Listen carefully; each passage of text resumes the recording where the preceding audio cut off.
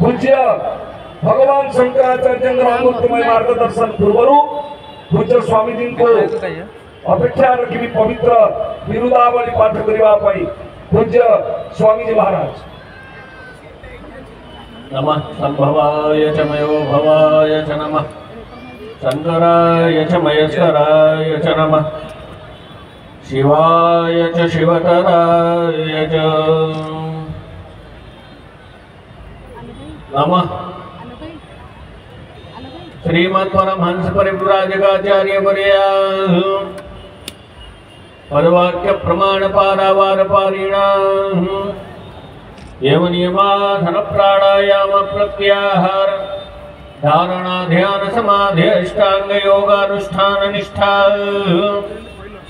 तपश्चर्या चरण चक्रवर्तिन अनाद्य विच्छिन्न गुरु परंपरा प्राप्त वैदिक धर्म प्रचार परायण निखिल निगमागम सार हृदया सर्वतंत्र स्वतंत्रा परापर विद्या विद्योदितान्तःकरणा षण्वत स्थापनाचार्या वर्णाश्रम सदाचार शिक्षका श्रीमत्सुधनु साम्राज्य प्रतिष्ठापनाचार्या श्रीमन्महाराजाधिराज गुरुमंडलाचार्या शाश्वत सार्वभौम विश्वजनीन सनातन धर्म संरक्षण बद्ध परिकरा समस्त संप्रदाय समन्वय साधन दत्त चित्ता विविध विरुदा विराजमान मानोन्नता महोदधितीरवासिन श्रीमज्जगन्नाथ विमलाम्बोपासका पूर्वाम्नायश्री गोवर्धन मठ भोगवर्धन पीठाधीश्वरा श्रीमद्राजराजेश्वर श्री शंकराचार्य श्री निरंजन देव तीर्थ स्वामी वर्य चरण कमल भृंगायमाना अनंत श्री विभूषित निश्चलानंद सरस्वती स्वामी वर्य विजयन्ते धर्म की अधर्म का प्राणियों में विश्व का गौ माता की गौ हत्या जगत गुरु शंकराचार्य भगवान की धर्म सम्राट श्री स्वामी करपात्री जी महाराज की श्री जगन्नाथ महाप्रभु की श्री सुभद्रा भगवती की श्री बलभद्र महाप्रभु की श्री महोदधि भगवान की भारत भारत भारत हर हर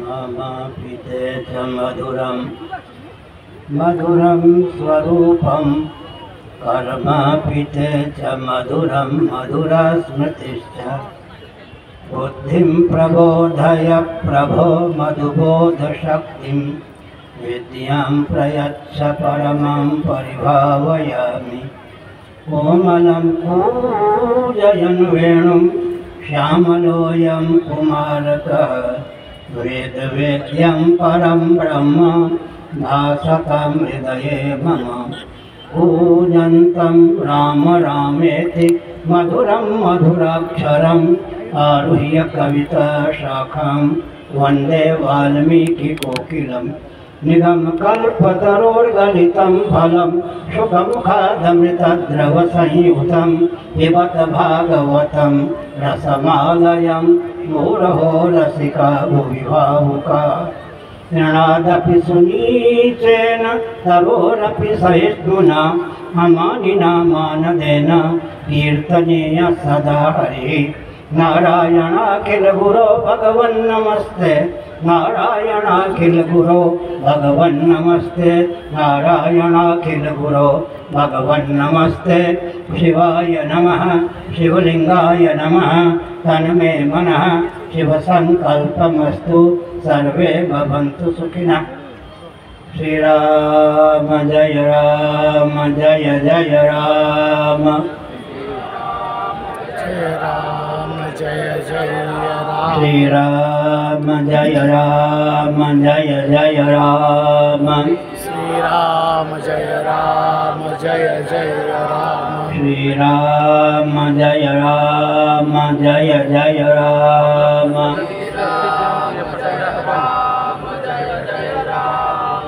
धर्म के अधर्म का प्राणियों में विश्व का गोमाता की गोहत्या भारत सर्वभूत हृदय धर्म सम्राट श्री स्वामी करपात्री जी महाराज की श्री जगन्नाथ महाप्रभु की श्री बलभद्र महाप्रभु की भगवती सुभद्रा देवी की चक्र सुदर्शन महाभाग की वृंदावन बिहारी लाल की गोविंद जय जय गोपाल जय जय गोविंद जय जय गोपाल जय जय राधा रमण हरि गोविंद जय जय राधा रमण हरि गोविंद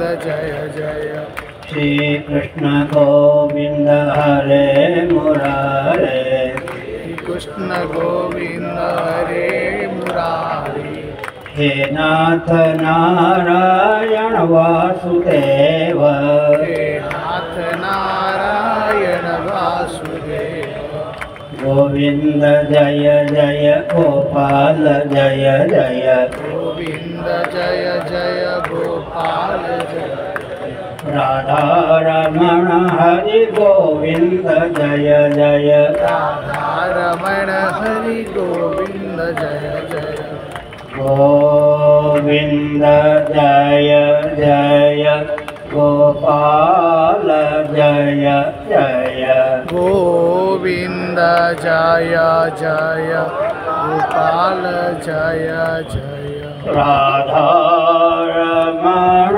हरे गोविंद जय जय राधा रमण हरि गोविंद जय जय गोविंद जय जय गोपाल जय जय गोविंद जय जय गोपाल जय जय राधा रमण हरे गोविंद जय जय राधा रमण हरि गोविंद जय जय हम हिंदू राष्ट्र बनाएंगे हम हिंदू राष्ट्र बनाएंगे हम भारत भव्य बनाएंगे हम भारत भव्य बनाएंगे हिंदू सर से मान सर तक हिंदू सर से मान सर तक कन्याकुमारी से लेकर मान सरोवर पर्यंत हिंदू सर से मान सर तक हिंदू सर से मान सर तक भारत बृहद बनाएंगे भारत बृहद बनाएंगे स्वास्तिक चिन्हित सूर्य अंकित स्वास्थ्य को चिन्हित सूर्य अंकित केसरिया ध्वज लहराएंगे केसरिया ध्वज लहराएंगे हम हिंदू राष्ट्र बनाएंगे हम हिंदू राष्ट्र बनाएंगे हम भारत भव्य बनाएंगे हम भारत भव्य बनाएंगे हम भारत बृहद बनाएंगे हम भारत बृहद बनाएंगे वंदे मातरम वन्दे मातरम् वन्दे मातरम् वन्दे मातरम्।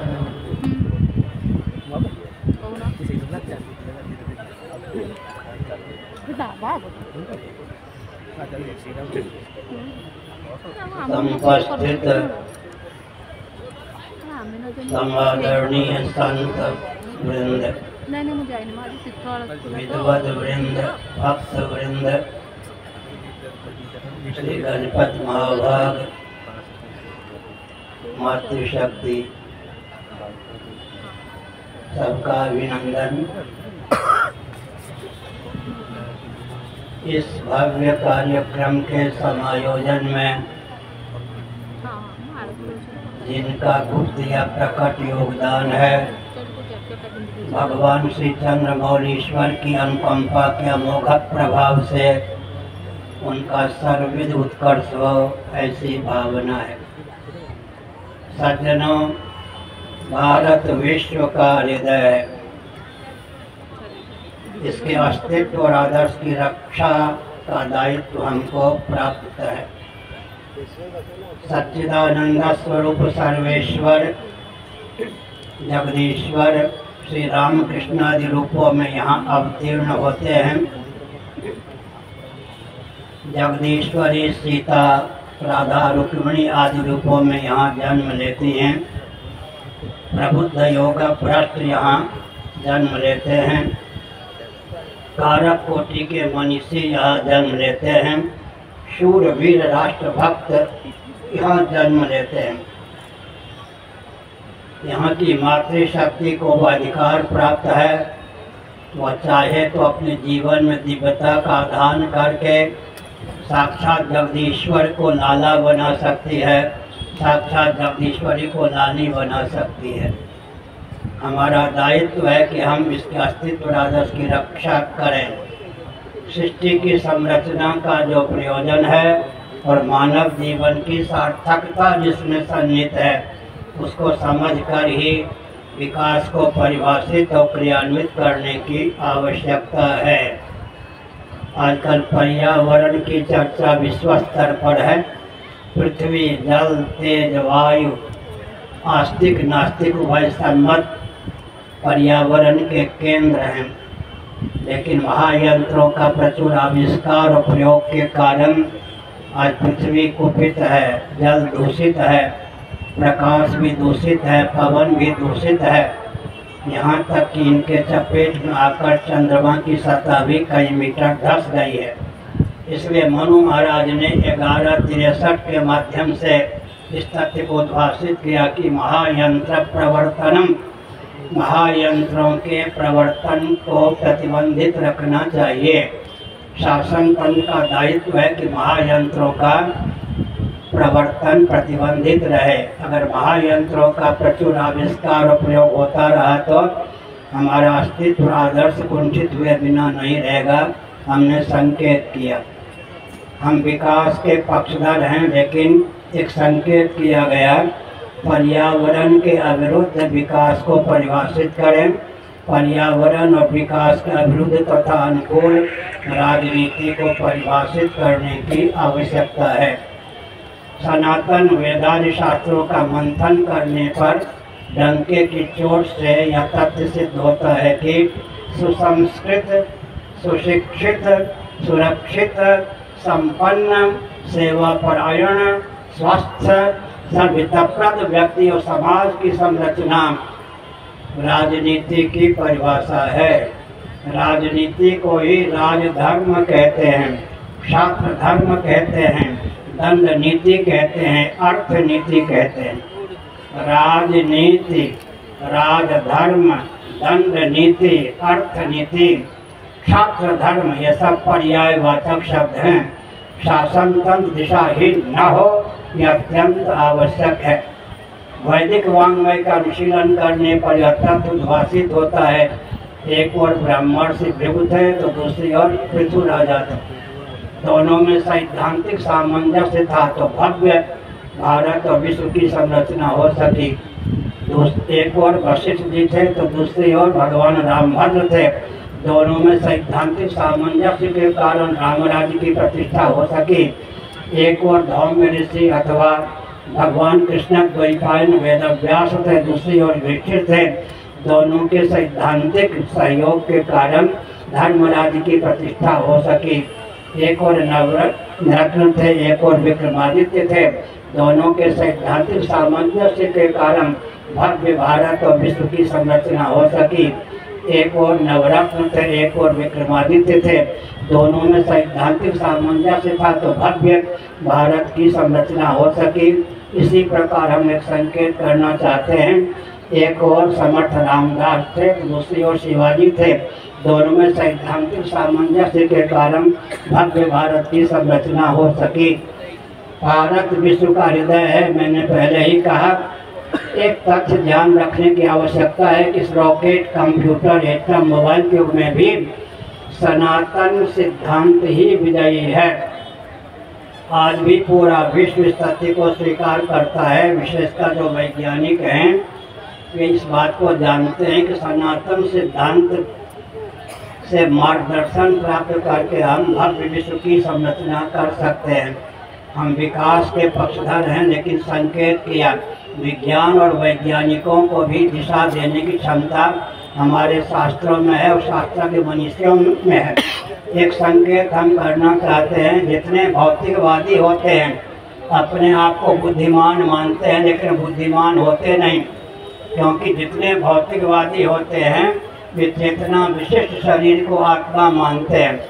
लेकिन ध्यान दीजिए, जितने देहात्मवादी होते हैं, भौतिकवादी होते हैं, चेतना विशिष्ट शरीर को आत्मा मानने वाले होते हैं, उनकी दृष्टि अर्थात भौतिकवादियों की दृष्टि केवल वर्तमान तक होती है, जबकि आध्यात्मिक व्यक्तियों की दृष्टि भूत, भविष्य, वर्तमान, कालगर्भित सभी तत्वों में होती है। और कालगर्भित कालातीत तत्व को भी उद्भाषित करने की क्षमता हमारे वेदांत शास्त्रों में है। इसलिए तैत्तिरीय उपनिषद के अनुसार विचार करने पर मन में वेदांत शास्त्रों को प्रतिष्ठित माना गया है, क्योंकि मन की गति भूत, भविष्य, वर्तमान तीनों कालों में होती है। और वेदांत शास्त्र जो हैं उनकी गति भी भूत, भविष्य, वर्तमान तीनों कालों में होती है। अब तक हमने संकेत किया कि हम विकास के पक्षधर हैं, लेकिन सृष्टि की संरचना का जो प्रयोजन है और मानव जीवन की सार्थकता जिसमें सन्निहित है, उसको समझकर ही विकास को परिभाषित और क्रियान्वित करने की आवश्यकता है। श्रीमद् भागवत 10वां स्कंद अध्याय 87 श्लोक 2 का अनुशीलन करें तो सृष्टि की संरचना के प्रयोजन का ज्ञान हमको प्राप्त होता है।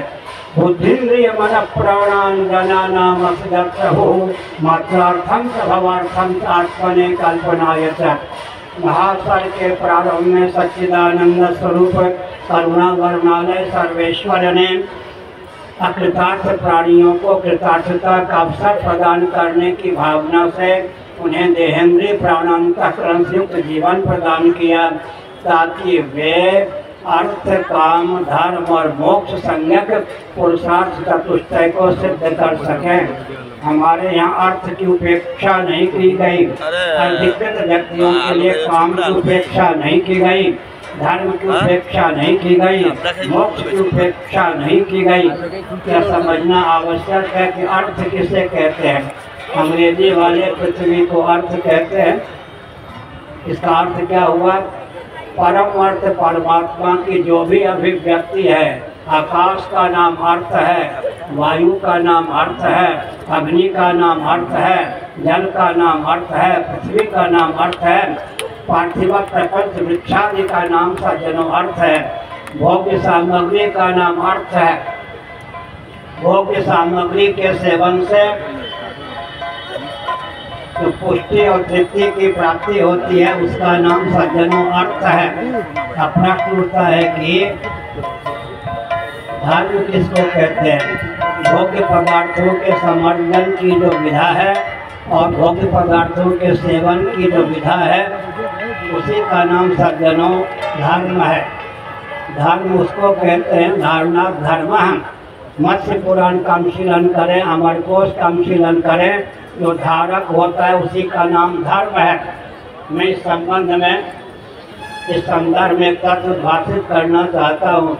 एक बाल ठाकरे हुए, उन्होंने कहा हिंदू धर्म नहीं, हिंदू विचारधारा है।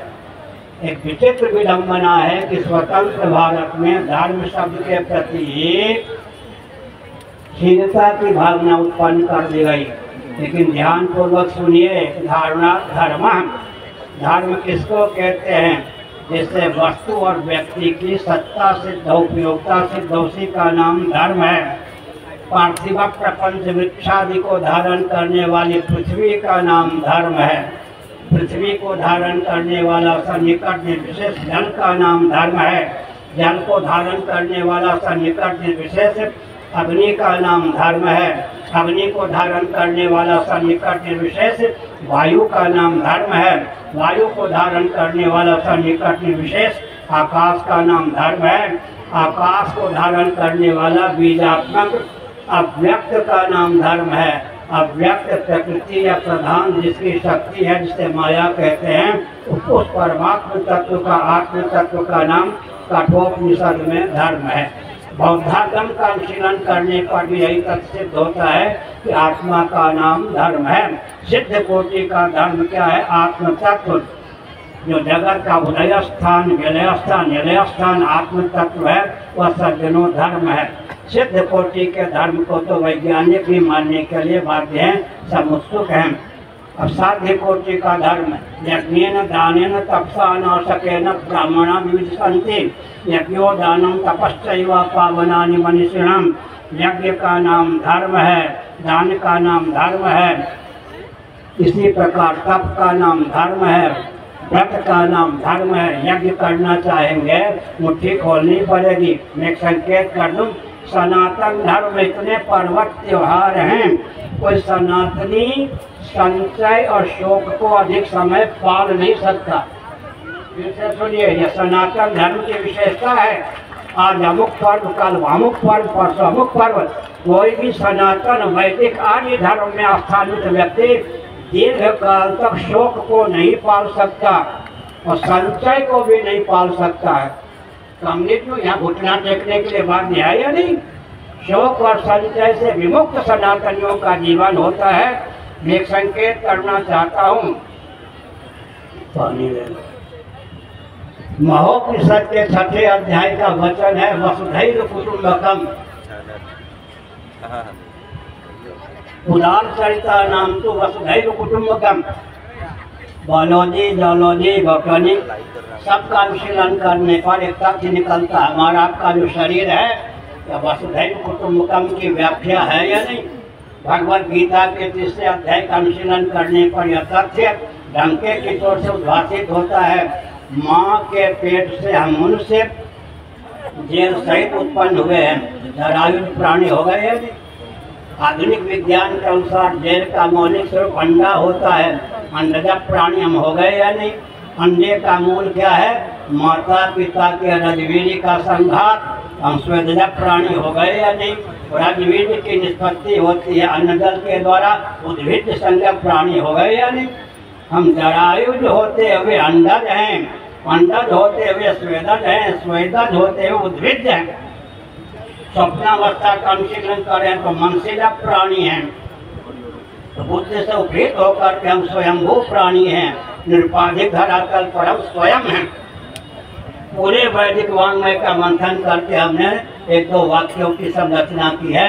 हम स्वयं होते हुए स्वयंभू हैं, स्वयंभू होते हुए मनसिद्ध हैं, मनसिद्ध होते हुए हम अंडज हैं, अंडज होते हुए हम स्वेदज हैं, स्वेदज होते हुए हम उद्भिद हैं। इस तथ्य को हृदयंगम करने पर हमारा जीवन अपने लिए और अन्यों के लिए सुखप्रद हो सकता है। सनातन धर्म के अनुसार, वर्णाश्रम व्यवस्था के अनुसार जीवन यापन करने पर हर व्यक्ति का जीवन अपने लिए, अन्यों के लिए उपयोगी सिद्ध होता है।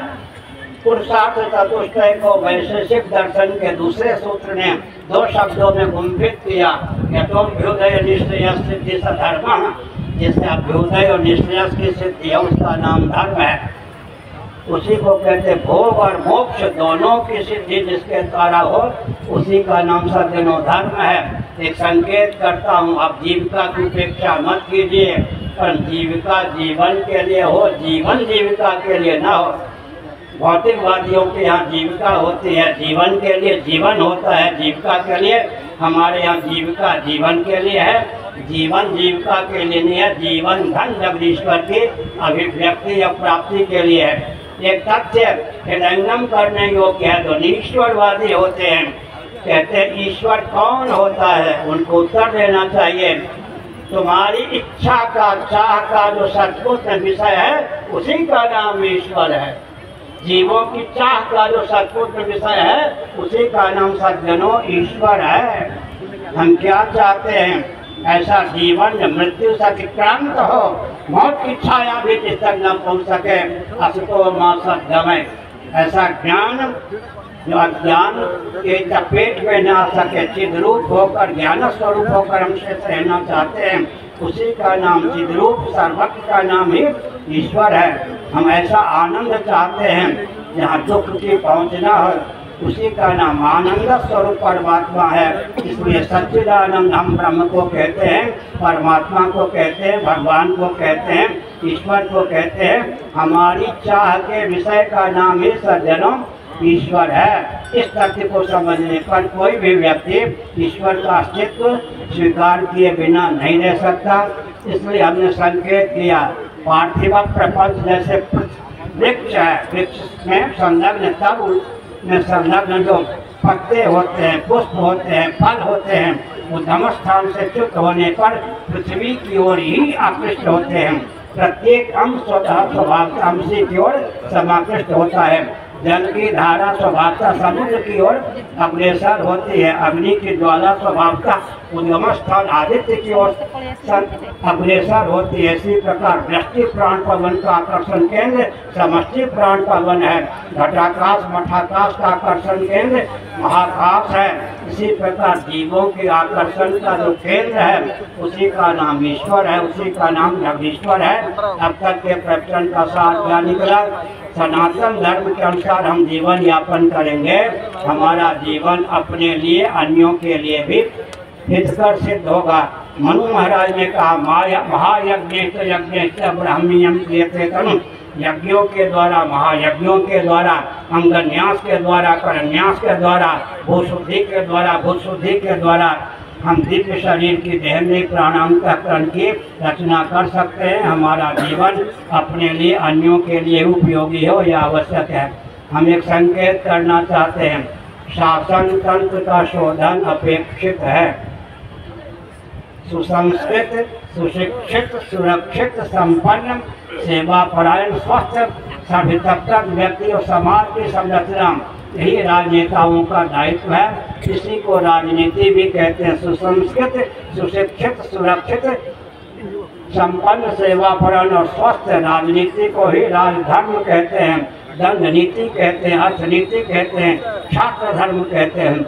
हमारा तात्पर्य क्या है, भव्य भारत की संरचना, भव्य विश्व की संरचना, विश्व का हृदय भारत दिशाहीन न हो यह आवश्यक है। हमारा आपका दायित्व है, इसलिए हमने संकेत किया। अब करें क्या, हर हिंदू परिवार से 1 रुपया रोज आस्था पूर्वक निकले, 1 घंटा रोज निकले आस्था पूर्वक। उस समय का, उस संपत्ति का उपयोग मठ मंदिर को या अपने घर को ही केंद्र बनाकर चतुर्दिक जो समस्याएं हैं उनका समाधान करना चाहिए। अपने क्षेत्र की समस्या का अंकन कीजिए।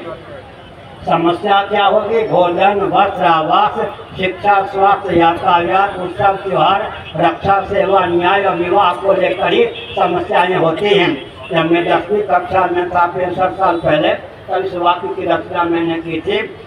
हमने संकेत किया, भोजन, वस्त्र, आवास, शिक्षा, स्वास्थ्य, यातायात, उत्सव, त्योहार, रक्षा, सेवा, न्याय, विवाह संबंधी जो भी जटिल समस्या उनका समाधान मिलकर करें।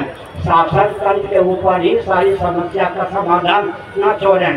शासन तंत्र आलसी बना देगा। एक मैं संकेत करता हूँ, शासन तंत्र के पास सप्तवेदी वर्ण होता है। सवर्ण असवर्ण दो शब्दों का उपयोग करके शासन करने कहाँ पहुंचा दिया।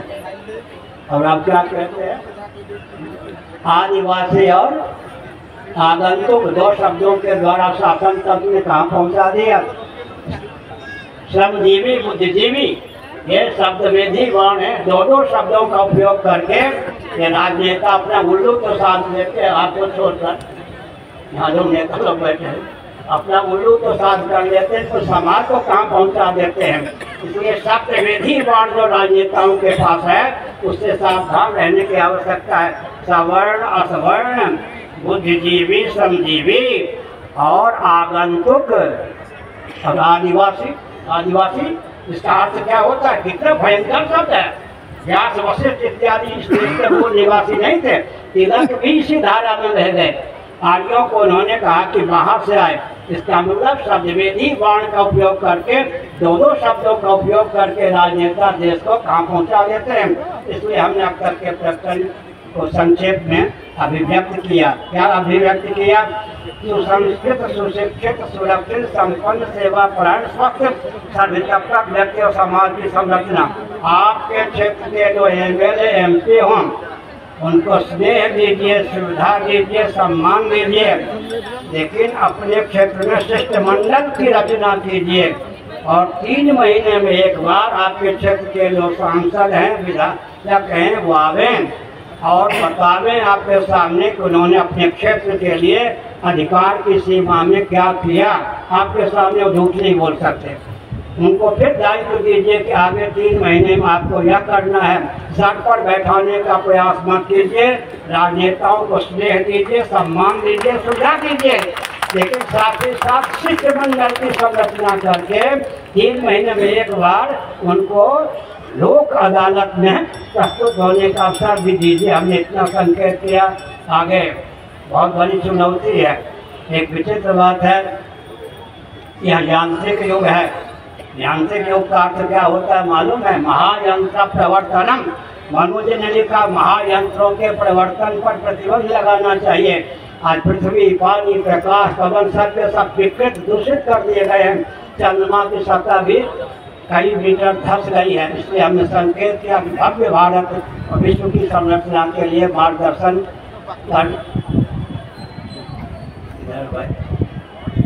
कर जाता है। तो हमने संकेत किया सर आगे हम जिस ढंग से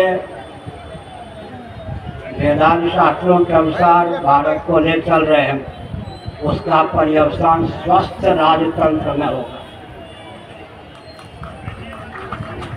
एक संकेत करता हूँ, भ्रम को मिटा दीजिए। महाभारत राजधर्म पर्व का अध्ययन कीजिए। मंत्रिमंडल में 4 ब्राह्मण होने चाहिए, शिक्षाविद, 8 क्षत्रिय रक्षाविद, 21 वैश्य, अर्थशास्त्र के मर्मज्ञ, ताकि कृषि गोरक्ष वाणिज्य के प्रकल्प संतुलित रहें। 3 शूद्र मंत्रिमंडल में होना चाहिए, 3 शूद्र हों ताकि कुटीर उद्योग, लघु उद्योग, सेवा और श्रम के प्रकल्प संतुलित रहें। एक सांस्कृतिक मंत्री होना चाहिए, जिसको हम राजतंत्र कहते हैं। उसके अंतर्गत लोकतंत्र होता था या नहीं, जिसको आज हम लोकतंत्र कहते हैं उसके अंतर्गत क्या है जी, बवाल है। चुनाव की जो वर्तमान प्रक्रिया है उस प्रक्रिया के अनुसार एक स्वस्थ व्यक्ति MLA MP या मंत्री बन जाए, अपने दायित्व का निर्वाह कर सके, बहुत कठिन है। इसलिए आवश्यक है कि चुनाव की प्रक्रिया में आमूलचूल परिवर्तन होना चाहिए और धीरे धीरे भारत को विकास के नाम पर जो द्रुत गति से दिशाहीन किया गया है उसको शास्त्रीय मार्ग से ले चले। पूरे विश्व में भारत के रूप में ख्यापित हो। मैं एक और संकेत कर दूं, लोग कहते हैं वेदांत शास्त्रों में क्या रखा है, मैं बोल दूं चतुर्दश भुवनात्मक ब्रह्मांड में जहाँ कहीं कोई दिव्यता है वेदांत शास्त्र सम्मत कर्मकांड के कारण है, उपासना कांड के कारण है, ज्ञान कांड के कारण है। अगर वेदांत शास्त्र सम्मत कर्मकांड, उपासना कांड, ज्ञान कांड को नहीं मानेंगे, नरक और नारकीय प्राणियों का समुदाय ही जगत होगा। अंत में शिक्षा रक्षा अर्थ और सेवा के प्रकल्प सदा संतुलित रहें, मातृशक्ति का शील सुरक्षित रहे, बिना परिवार नियोजन के गर्भपात के जनसंख्या संतुलित रहे। इसकी अमोघ विधा का नाम सनातन वर्णाश्रम व्यवस्था है। America, Britain, Germany, Japan, France की लाचारी है, वहाँ परंपरा से ब्राह्मण नहीं, क्षत्रिय नहीं, वैश्य नहीं, शूद्र नहीं, लेकिन हमारे यहाँ परंपरा से ब्राह्मण हैं, क्षत्रिय हैं, वैश्य हैं, शूद्र हैं।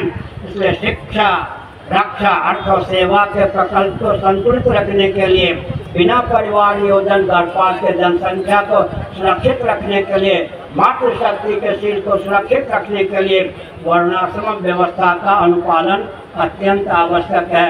मैं एक संकेत करता हूँ, आपने नाम सुना होगा शकुंतला का, दुष्यंत का नाम सुना होगा। शकुंतला को पाला कर्ण ऋषि, नैतिक ब्रह्मचारी। समय हो गया, चलो बंद किया। शकुंतला को रहने दो। शंकराचार्य भगवान की पूज्य जगद्गुरु शंकराचार्य भगवान को सहित पूज्य स्वामी जी महाराज, पूज्य गजपति जी महाराज एवं परमहंस प्रज्ञानंद जी के बड़ा ब्रह्मचारी ऋषिकेश जी